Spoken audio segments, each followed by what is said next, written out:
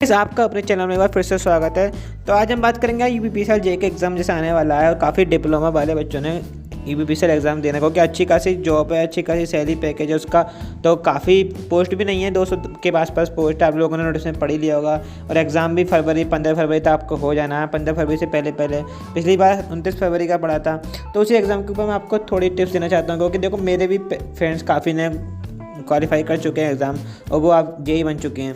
तो मैं आपको एक थोड़ी बहुत टिप देना चाहता हूँ। तो अब मैं आपको दिखाता हूँ पहले एग्ज़ाम पैटर्न क्या है। तो एग्ज़ाम पैटर्न आप सबको पता है, 150 इलेक्ट्रिकल क्वेश्चन आते हैं और बाकी आपको पता ही है 20 नंबर रीजनिंग, 20 नंबर जीके और 10 नंबर हिंदी, जिस पर यार लोग बहुत कम ध्यान देते हैं। सोचते हैं एग्ज़ाम टाइम पढ़ लेंगे और काम हो जाएगा, पर ऐसा कुछ नहीं होता यार। क्योंकि देखो एग्ज़ाम टाइम जिन्होंने भी एग्ज़ाम क्वालिफाई करा है, चाहे आप यूट्यूब पर देख लो या कहीं देख लो यार, सबकी एक ही बात होती है कि थोड़ा बहुत लेके चलना होता है। ये नहीं है कि एंड टाइम पर देखना होता है, ठीक है। तो थोड़ा आपको पहले पेपर देख लेना है। जैसे कि देखो पैटर्न क्या होता है, हिंदी में आपको 10 नंबर आते हैं। अब सोचता है आपको 10 में से 7 नंबर तो आ ही जाएंगे आराम से, कोई दिक्कत नहीं है। पर नहीं, ऐसा कुछ नहीं होता यार। क्योंकि देखो पिछली बार के पेपर से हिल गए थे अच्छे।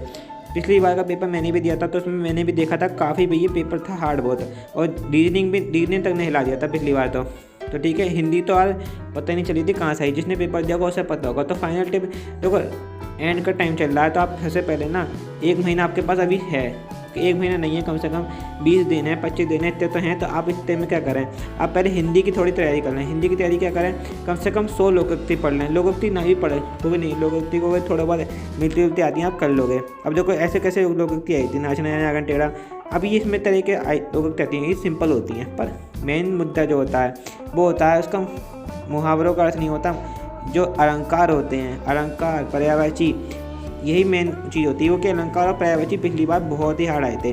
और जो इसका पैराग्राफ होता है, पैराग्राफ में से किसी बहुत ही कम ने छुटे निकाले थे आंसर इसके, हर किसी के ज़्यादा गलत है। देखो किसी का पेपर है उसका भी गलत है ये, तो ये ज़्यादा सबके गलत थे।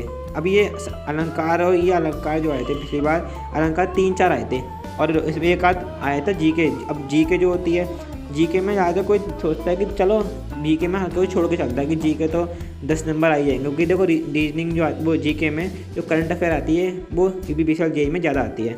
कम से कम 13 नंबर जो होते हैं वो करंट अफेयर के होते हैं, 7 नंबर से जीके आती है। अब जीके में क्या पढ़ें, जीके में यार देखो सिंपल सी बात है, जीके 7 नंबर के लिए आप सब कुछ नहीं पढ़ सकते, क्योंकि इतना टाइम आपके पास भी नहीं है कि कंप्यूटर लेके साइंस लेके बैठ जाओ जीके में। क्योंकि जीके सब कुछ है, जीके में देखो सब कुछ आता है। अब करंट अफेयर क्या होता है, 5-6 महीने करंट अफेयर पढ़ के चले गए, उसमें 10 नंबर तो कम से कम आएंगे ही।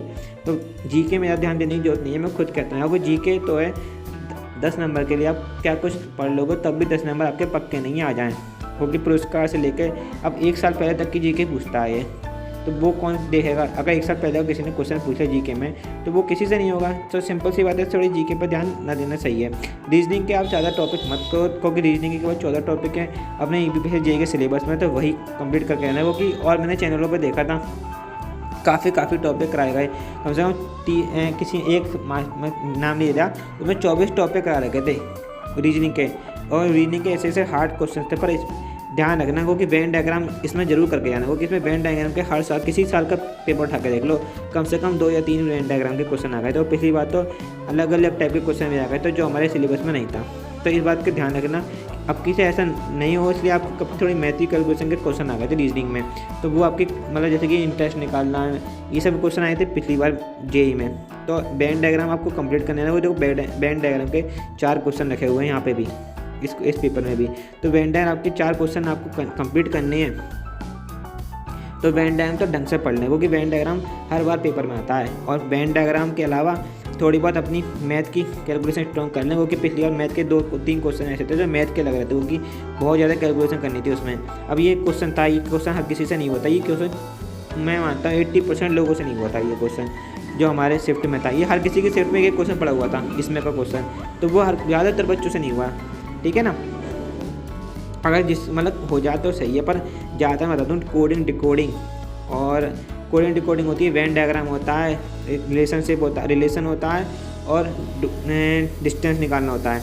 ऐसे क्वेश्चन कर लो 2-3-4, मतलब ऐसे 5-5 टॉपिक आपको कर लेनी है, जिससे कि आप आराम से मिसिंग नंबर होता है एक कोडिंग डिकोडिंग तो मैंने आपको बोल दिया, सीरीज होती है, ये सब कर लो बस, ज़्यादा करने की जरूरत नहीं है। वो क्या देखो टेक्निकल के 150 नंबर है, उन पर भी फोकस करना है, पर ऐसे भी नहीं छोड़ना है। नॉन टेक्निकल को छोड़ना नहीं है। तो मैंने आपको बता दिया हिंदी में आपके नंबर कैसे आ सकते हैं। केवल अलंकार के 100, अलंकार नहीं पर्यायवाची तो 100 कर ले, पर्यायवाची 100 कर लो, कम से कम 100 पर्यायवाची याद करोगे। तो अगर नहीं भी आएगा ना आपका पर्यायवाची याद करूँगा तो आपके जो ऑप्शन में जो आएगा पर्यायवाची उसके ऑप्शन में 4 ऑप्शन तो होंगे ना, उन तीनों में से आपको 3 तो पड़े हुए होंगे। अगर चौथा पड़ा हुआ नहीं है तो उन तीनों को तो करोगे, उन तीनों को पता होगी तब चौथा आराम से निकाल लोगे। इसलिए कहता हूँ 100 पर्यायवाची तो कर लेना है कम से कम। देखो 100 पर्यायवाची क्या होता है, हिंदी में 3 नंबर आएंगे, 3 नंबर के पर्यायवाची आने हैं। तो आप इस बात का ध्यान रखना 3 नंबर के लिए 100 क्वेश्चन कोई ज़्यादा 100 पर्यायवाची कोई ज़्यादा बड़ी बात नहीं, क्योंकि हम टेक्निकल वाले जो बंदे हैं 150 नंबर के लिए कितनी बुकें छाप देते हैं। तो यार 10 नंबर के लिए 3 नंबर के लिए क्या 100 क्वेश्चन याद नहीं करेंगे, आराम से याद कर लेंगे यार। और ये जो इसमें कोई याद करने की जरूरत नहीं होती। देखो जो समझ में आ गया, अगर ये समझ में आ गया तो आगे, ना समझ में आता ये धोखे से भी नहीं होगा, ठीक है ना। तो यार ऐसी समझ लो। अगर रीजनिंग के तुम्हें चाहिए तो रीजनिंग मैंने आपको बता दिया 5-6 टॉपिक चाहिए। और अगर पेपर किसी के पास नहीं होगा, किसी ने पहली बार फॉर्म भरा हो तो आप देख लेना, मैं आपको डिस्क्रिप्शन में लिंक दे दूँगा पेपर का बनना आपको ये, हाँ डिस्क्रिप्शन में लिंक आपको सेंड कर दूँगा मैं, ठीक है। फिर मिलते हैं नई वीडियो नई इन्फॉर्मेशन, तब तक के लिए धन्यवाद।